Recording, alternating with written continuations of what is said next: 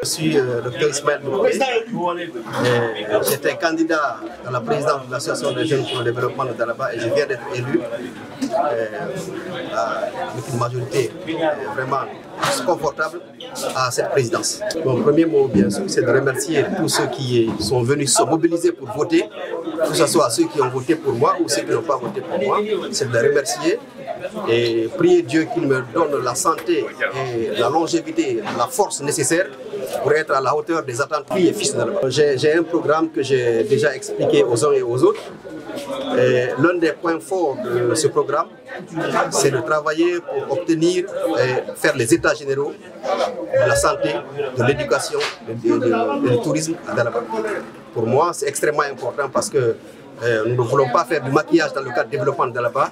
Nous voulons poser véritablement les bases du développement parce que nous estimons qu'au sortir de ces états généraux, nous allons pouvoir poser le diagnostic lié à la santé, lié à l'éducation, lié à l'investissement, mais aussi lié à l'environnement parce que le tourisme à Dalaba, c'est un facteur incontournable. Nous devons y travailler pour obtenir des recommandations et nous permettre d'aller vers les bailleurs afin de pouvoir lever les pesanteurs qui empêchent le développement véritable de Dalaba.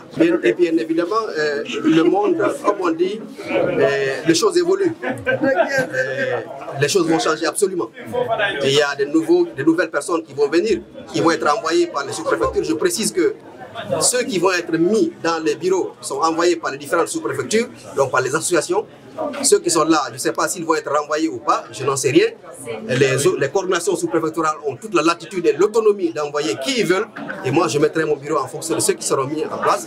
Mais évidemment, ça veut dire qu'il y aura un changement forcément. Donc, puisque chaque sous-préfecture envoie 3 personnes, au minimum qu'il y ait une femme parmi les délégués. C'est extrêmement important pour nous parce qu'il n'y a aucun point de développement lorsque vous n'associez pas les femmes.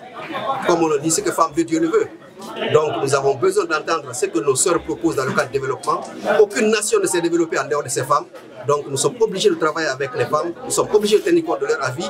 Et bien entendu, elles représentent 52% de la population guinéenne. Il n'y a pas de raison de mettre à la marche, à la touche, cette frange importante de la population. Parce que tout simplement, si vous les mettez à la touche, vous mettez forcément le développement à la touche.